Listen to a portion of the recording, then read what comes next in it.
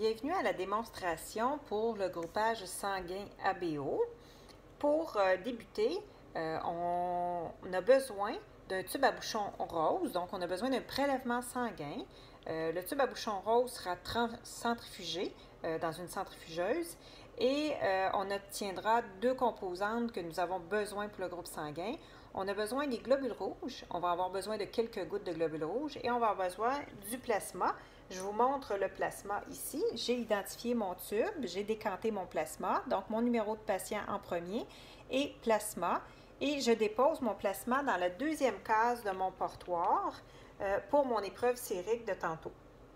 Dans un deuxième temps, j'ai besoin de mes globules rouges et je ne peux pas faire un groupe sanguin avec seulement que des globules rouges concentrés. Okay? Je vais avoir trop, ma zone d'équivalence ne sera pas réalisable, donc je vais avoir trop d'antigènes par rapport aux anticorps que je vais ajouter avec mes réactifs commerciaux.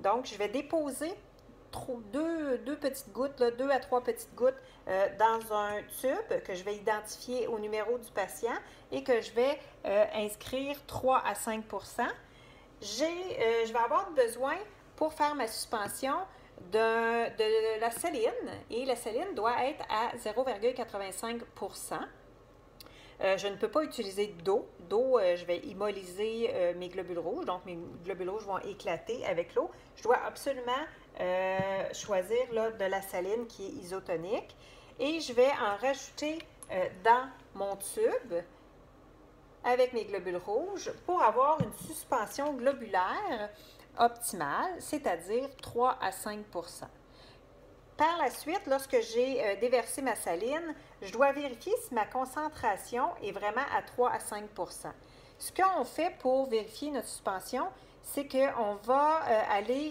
vers une bouteille commerciale d'une compagnie où les globules rouges sont déjà 3 à 5 Donc, on va se fier, on va regarder avec notre tube de verre qu'on a préparé, notre suspension du patient et avec un hémacitès, voir si nos suspensions sont semblables. Je travaille aujourd'hui encore avec une main gantée et une main non gantée. Et la façon de procéder lorsqu'on manipule les réactifs, c'est qu'on manipule toujours la base du réactif avec la main gantée et le haut, le compte-gouttes ou un bouchon, avec la main non gantée.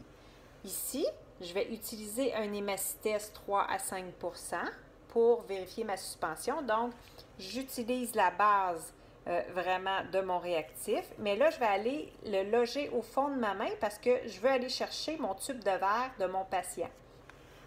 Parce qu'il est important, je ne peux pas vérifier mon 3 à 5 seulement à travers la bouteille. OK? Ça va être, c'est pas une bonne façon. Donc, il faut vraiment y aller avec le compte-gouttes du réactif. C'est pourquoi je vais amener mon tube de mon patient, ici, et je vais ouvrir ma bouteille pour aller chercher mon compte-gouttes. Et là, je vous montre, je vais les mettre côte à côte pour voir dans mon tube de verre et dans mon compte-gouttes si j'ai pratiquement la même concentration. Je peux aussi y aller quand on est un petit peu plus habitué. On y va avec le bout de la pipette, comme je vous ai parlé, comme je vous ai décrit dans le protocole. Ce qu'on fait, c'est qu'avec le bout de la pipette, on y va voir vraiment avec la coloration du bout de la pipette si on est adéquat 3 à 5 Je vous ai fait des suspensions globulaires qui ne sont pas adéquates. Donc, je vous montre. Je vais enlever mon embout.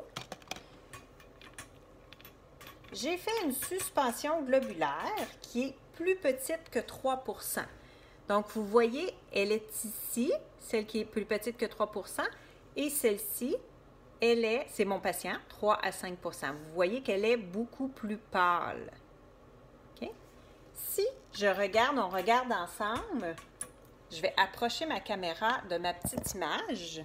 Je vais prendre ma caméra et je vais l'approcher de mon tableau ici.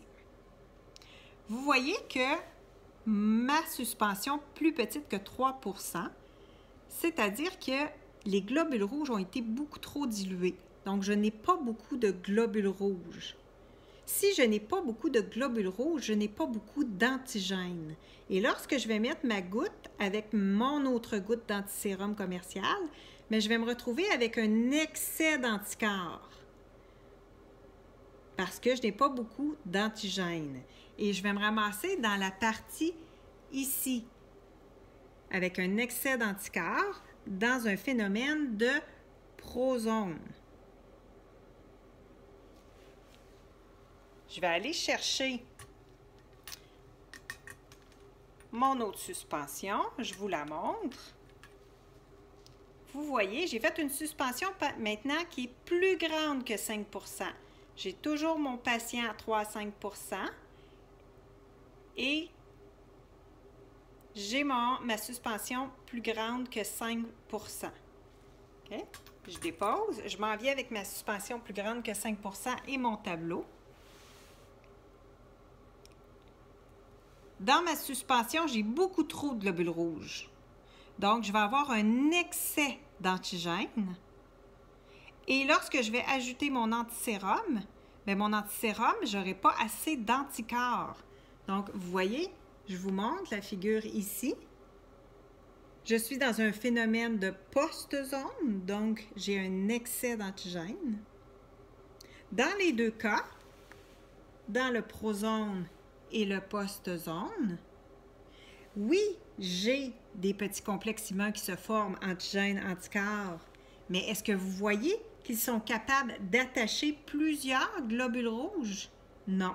C'est pour ça qu'on dit que dans un phénomène de prozone ou de post-zone, on a un résultat faussement négatif parce qu'on en a des complexes immuns, antigènes, anticorps, mais ils ne seront pas visibles parce qu'on n'est pas capable d'attacher plusieurs globules rouges. Tandis que dans la zone d'équivalence, vous voyez qu'on est en complexe immun et qu'on va obtenir des agglutinats avec les globules rouges. C'est pour ça qu'il faut obtenir une suspension 3 à 5 %. Je reprends mon laboratoire maintenant. Donc, je vous explique les réactifs. J'ai mon anti-A ici. Et vous voyez que chacun des réactifs, il y a le numéro de l'eau et la date d'expiration qui est très importante à vérifier avant de les utiliser. Donc ici, mon réactif anti-A, il est bleu. C'est toujours comme ça. OK?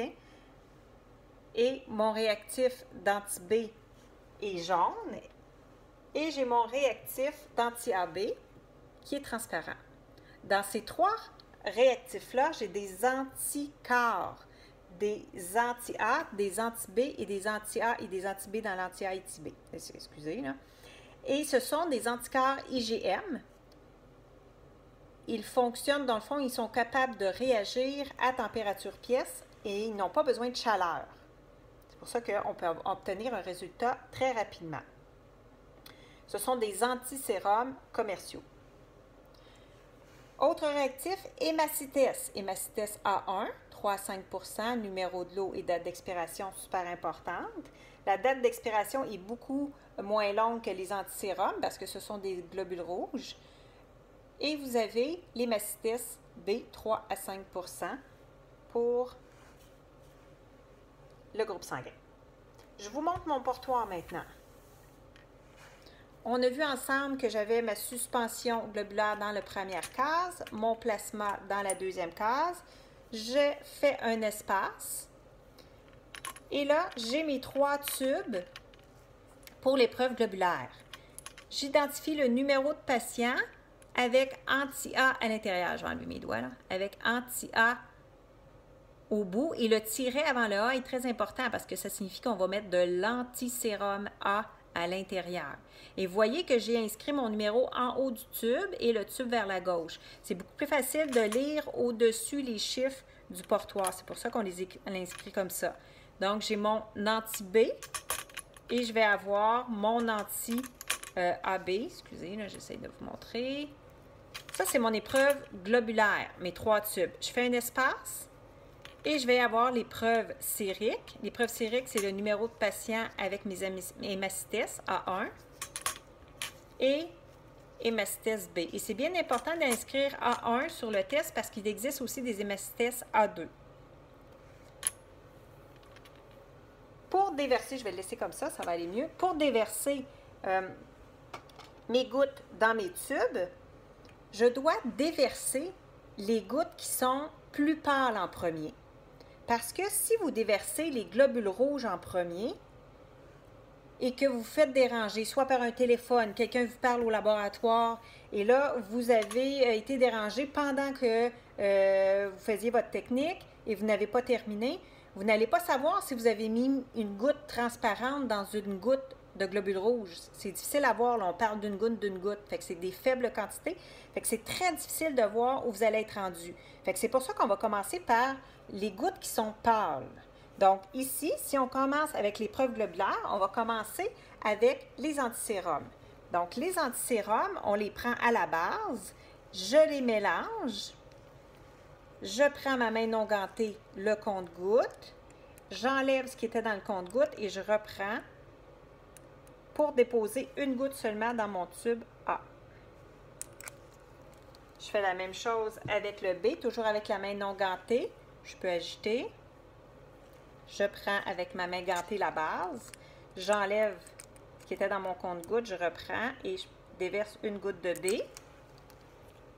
Je fais la même chose avec le anti-AB. Et je déverse une goutte. Du côté de l'épreuve sérique, je ne peux pas ajouter mes hémacites, ils sont foncés. Donc, je vais ajouter mon plasma. Et là, je vais ajouter 2 gouttes et non une goutte dans chacun des tubes. C'est mon plasma de mon patient. Pourquoi on ajoute 2 gouttes? Parce qu'on a beaucoup moins d'anticorps que d'antigènes. Pour avoir une zone d'équivalence avec nos hémacites qui sont 3 à 5 %, il faut vraiment ajouter 2 gouttes de plasma dans notre épreuve sérique. Vous voyez que mon pâle est vraiment présent là. Et là, je suis prête à mettre mes cellules foncées, mes globules rouges. Dans l'épreuve globulaire, ce sont les globules rouges de mon patient. Donc, les globules rouges de mon patient, ce sont des antigènes. Donc, antigène, il y a la lettre G pour globules rouges. Ils sont sur les globules rouges. Et je vais les mettre en présence d'anticorps. J'ai mis des anticorps dans mes tubes avant. Donc, je vais mettre une goutte de globules rouges dans chacun des tubes. Ici, dans mon épreuve sérique, j'ai mis des anticorps. Donc, je vais aller chercher mes hémacites. Excusez. Ajouter. Commercial, 3 à 5 %. Donc, je vais ajouter des antigènes parce que j'avais des anticorps dans le fond, dans mon plasma. Et je mets seulement qu'une goutte pour avoir une bonne zone d'équivalence. Et je fais la même chose de l'autre côté avec les hémacites B. Voilà. Je suis prête à ajouter mon portoir. On peut faire comme une genre de petite circulation pour ajouter mes tubes. Ou tout simplement, lorsque vous allez prendre vos tubes et les déposer dans la sérofuge, là, vous comprendrez que je n'ai pas de sérofuge. Je sais bien des choses, mais là, la sérofuge, je n'ai pas été capable de l'inventer. Lorsque vous allez déposer vos tubes, vous pouvez les agiter un petit peu, juste avant de les déposer dans la sérofuge. Et vous allez déposer 5 tubes dans la sérofuge. Donc, ça va vous prendre un tube supplémentaire pour équilibrer votre sérofuge. Vous centrifugez 30 secondes et par la suite, vous faites la lecture de chacun des tubes. C'est très important de faire un tube à la fois et j'ai oublié de le mentionner, mais c'est très important aussi de mettre seulement qu'un patient dans le sérofuge parce que des fois, il y a 12 places, fait que vous pourriez mettre un deuxième patient, mais ce n'est pas la façon de faire, surtout pour les groupes sanguins. Il faut être très prudent. Donc, la façon comment on lit le tube, il faut toujours le maintenir entre le pouce et l'index. Vous voyez, là, je ne le tiens pas complètement fermé. Vraiment très, très léger. Et je fais vraiment une légère agitation. Okay? Et là, on ne fait pas de doigt, okay? Comme on a vu dans la technique de groupage de streptocoque. Là, c'est vraiment un petit mouvement léger qui décolle le bouton globulaire s'il y a lieu ou qui, dans le fond, là, met un résultat négatif. Donc, on évalue la force de réaction, 4 plus, 3 plus, 2 plus, 1 plus ou négatif. Et lorsqu'on a terminé la lecture de ce tube-là, on inscrit tout de suite notre résultat dans la bonne case. Okay? On n'accumule pas les résultats dans notre tête. On n'accumule pas 3-4 résultats dans notre tête parce qu'on pourrait se faire déranger encore une fois et inscrire les résultats dans les cases, mais de façon inappropriée. Donc, on pourrait se tromper de groupe sanguin et c'est super important de ne jamais se tromper là, au niveau des groupes sanguins. Donc, on prendrait un deuxième tube, on fait la lecture au niveau des yeux et on écrit le résultat. Et après ça, on peut, par la suite, quand on a terminé nos 5 tubes, on est prête à interpréter notre groupe sanguin.